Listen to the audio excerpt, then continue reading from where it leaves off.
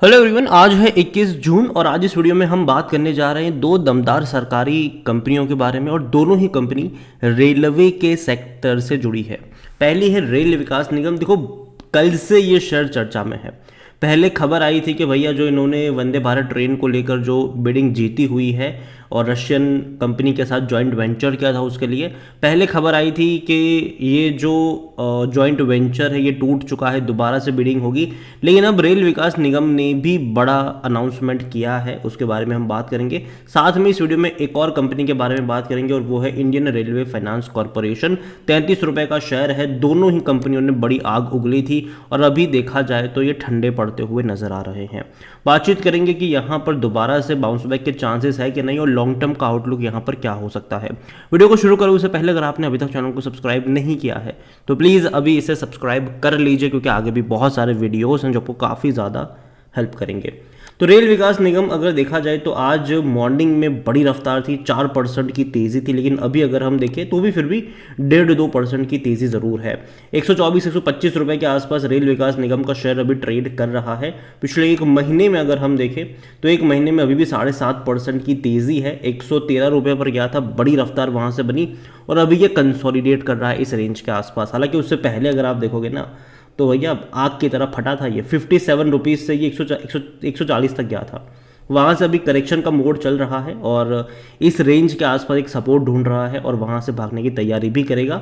और यहाँ पर पहले अपडेट आई थी कि भैया आरवीएनएल के शेयर में कल हमें गिरावट देखने को मिली, क्योंकि जो रिपोर्ट्स आ रही थी कि जो जॉइंट वेंचर उन्होंने रशियन कंपनी के साथ किया था वंदे भारत ट्रेन के लिए, अब वो नहीं हो पाएगा, जिसके चलते गिरावट थी। लेकिन अभी रेल विकास निगम ने भी एक अनाउंसमेंट करी है कि भैया जो जॉइंट वेंचर उनका है रशियन कंपनी के साथ वो इंटैक्ट है और जो बैंक गारंटी है वो भी टाइम से डिपॉजिट कर दी जाएगी। और ये बड़ी बात है, काफ़ी बड़ी बात है ये। और देखो, 120 वंदे भारत ट्रेन का ये प्रोजेक्ट है। ट्रेन को बनाने से लेकर 35 सालों तक के मेंटेनेंस का ये प्रोजेक्ट है और काफ़ी बड़ा प्रोजेक्ट है। हालांकि एक और बड़ा प्रोजेक्ट इनको मिला है और वो है चेन्नई मेट्रो प्रोजेक्ट का है। तकरीबन 2326 करोड़ का ये प्रोजेक्ट है। और देखो, मैं पहले भी कहता कि कई सारे प्रोजेक्ट इनको आने वाले दौर में मिलते रहेंगे। रीज़न सिंपल है कि देखो अभी क्या है ना कि गवर्नमेंट जो है ना वो रेलवे इंफ्रास्ट्रक्चर को चेंज करने में लगी है। मतलब कि अच्छा इंफ्रास्ट्रक्चर, ठीक है, बहुत सारा पैसा जो गवर्नमेंट है वो स्पेंड भी कर रही है। इसके अलावा जो स्टेट गवर्नमेंट्स है, ठीक है, वो भी चाहती है कि भैया उनके वहाँ पे मेट्रो कनेक्टिविटी हो, ठीक है। और इसके लिए ना हर स्टेट जो है वो धीरे धीरे काम करेगा, ठीक है। और देखो, दिल्ली में तो भैया शुरू हुआ ही था, बाद में मुंबई में भी अभी मतलब शुरू होने जा रहा है। इसके अलावा चेन्नई में भी आप देखो, गुजरात में भी है। तो अब धीरे धीरे बाकी शहरों में भी ये ट्रेंड आपको देखने को मिलेगा। हम जो बस वगैरह की बात करते हैं ना कनेक्टिविटी के लिए, धीरे धीरे गवर्नमेंट चाहती है कि भैया वो चेंज होकर मेट्रो की तरफ शिफ्ट होता आपको नजर आए। और टाइम लगेगा, लेकिन हर गवर्नमेंट उसके ऊपर स्पेंडिंग करेगी और जितने ज़्यादा गवर्नमेंट स्पेंड करेगी इवन मेट्रो प्रोजेक्ट के पीछे भी, तो कहीं ना कहीं एक बेनिफिशियरी वहाँ पर रेल विकास निगम भी होगा और उसके अलावा इंडियन रेलवे फाइनेंस भी होगा। क्योंकि भैया कंपनी क्या करती है, रेलवे को फाइनेंस करने का काम ये कंपनी करती है, तो बेनिफिशियरी ये भी है। रेल विकास निगम के बारे में अगर हम बात करने जाए तो भैया रेल विकास निगम अभी इसका जो पी रेशो है वो 18 का है, लेकिन अभी भी इसका जो इंडस्ट्री की एवरेज पी उससे कम है। ये 25,500 करोड़ से भी ज़्यादा का इसका मार्केट कैप है। अच्छी कंपनी है ये और आरओई भी इनका ठीक ठाक ही है, बेहतर नज़र आ रहा है। डिविडेंड अच्छा पे कर रहा है। अगर आप देखो यहाँ पर तो पहले 1.77 रुपीज़ का पे किया, वो भी इसी साल, फिर 36 पैसे। तो अच्छा डिविडेंड पे करे और हर साल इसने अपना डिविडेंड बढ़ाया है। हर साल पिछले साल से ज़्यादा इसने डिविडेंड पे किया है और हालांकि शेयर प्राइस भी तो बढ़ा है। और जहाँ तक बात करी जाए कंपनी के रेवेन्यू की तो वो बढ़ रहे, क्वार्टर ऑन क्वार्टर ग्रोथ हमें देखने को ज़रूर मिल रहा है।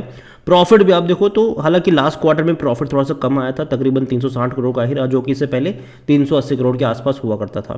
तो देखिए, अभी के लिए मैं इतना कहूँगा कि रेल विकास निगम कंपनी अच्छी है। और देखो, खबरें बहुत ज़्यादा देखने को मिलती भी है।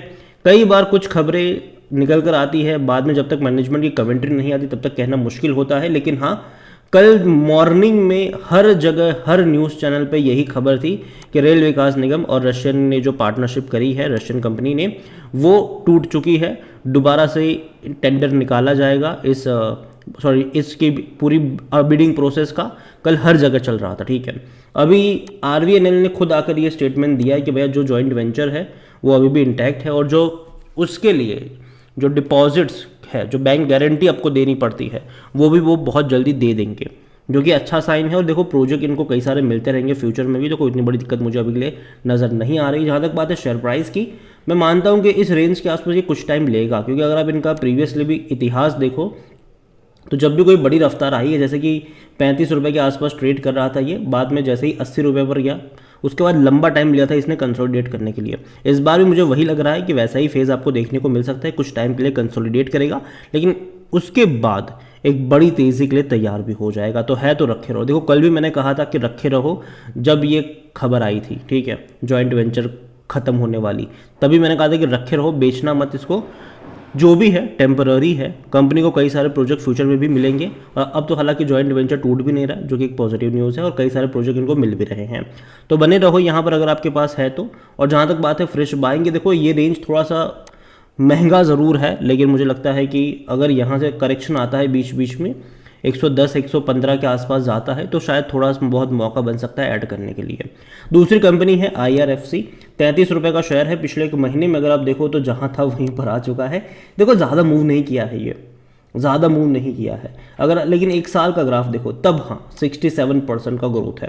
ये भी लंबे समय तक 20 रुपये के आसपास अटका रहा, जब तेज़ी आई 35 पे चला गया, वापस बहुत बड़ा करेक्शन बना, 25 पे गया था, फिर एक दोबारा तेज़ी बन गई। देखो पहली चीज़ तो ये कि ये कंपनी बहुत अच्छी है, फंडामेंटली काफ़ी स्ट्रांग भी है।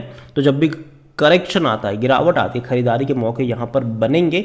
और अभी आप यहाँ से बहुत बड़े करेक्शन का एक्सपेक्टेशन अब नहीं कर सकते। अब अगर यहाँ से ये गिरता भी है तो 30 रुपये पर जाएगा, उससे नीचे मेरे हिसाब से बहुत मुश्किल होगा, अनलेस एंड अनटिल अगर हम किसी बेयर मार्केट में एंटर हो जाते हैं तो तब शायद हो सकता है, वरना तब तक मुझे लगता है कि ऐसा शायद नहीं होना चाहिए। और अपवूम अभी भी इंटैक्ट है यहाँ पर, लेकिन हाँ टाइम लेगा, क्योंकि अगर आप पिछले एक महीने का भी ग्राफ देखो तो भैया मूव नहीं किया है ये, ठीक है, मूव नहीं किया है। यहाँ पर खरीदारी के मौके मेरे हिसाब से अभी यहाँ पर अगर मान लीजिए कि 7-8% की गिरावट आती है तो खरीदारी के मौके डेफिनेटली यहाँ पर बन सकते हैं। IRFC के बारे में अगर हम बात करने जाए तो ये इसका जो मार्केट कैप है वो 43,000 करोड़ से भी ज़्यादा का देखने को मिल रहा है। P रेशो इसका सस्ता है, 6.83 का है, अच्छा कह सकते हो आप इसको। इतना ही नहीं, इनके रेवेन्यू अगर आप देखो तो इंक्रीज़ हुए हैं, 6,236 करोड़ के इनके रेवेन्यू रहे हैं। और प्रॉफिट भी इनका 1,327 करोड़, जो कि कम है, क्योंकि इससे पहले 1600 से 1700 करोड़ का मुनाफा कंपनी क्वार्टरली कर चुकी है, इसीलिए कम लग रहा है।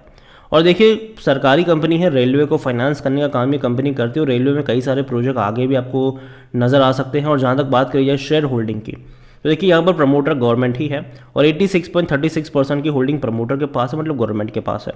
एक भी शेयर गिरवी नहीं है। 9.87% है पब्लिक के पास, 1.15% है FIs के पास, 2.62% है DIs के पास। ओवरऑल कंपनी अच्छी तो है, और अगर यहाँ से थोड़ा सा और करेक्शन बनता है तो खरीदारी के मौके भी यहाँ पर बन जाएंगे। लॉन्ग टर्म की मैं बात करूँगा, देखो शॉर्ट टर्म में मुझे लगता है कि ये बहुत पेशेंस आपका टेस्ट करेगा। अगर किसी एक रेंज में जब ये फंसता है तो बहुत लंबा टाइम लेता है, तो अगर आप खरीदारी तभी करें जब आप लॉन्ग टर्म के लिए यहाँ पर निवेशित बनने का आपका मूड हो, वरना मत करिएगा।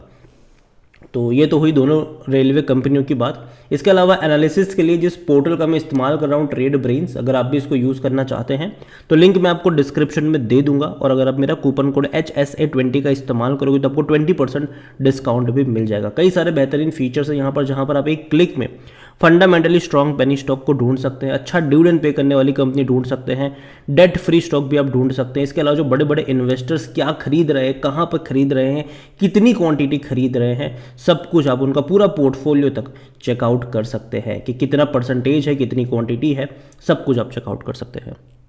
तो वीडियो को यहीं पे एंड करूंगा। पसंद आया हो तो लाइक करो, शेयर करें। चैनल पर अगर पहली बार है तो प्लीज़ सब्सक्राइब करें। और रेल विकास निगम और IRFC दोनों के बारे में आप क्या सोचते हैं वो भी आप मुझे कमेंट में लिख के बता सकते हैं। Thank you.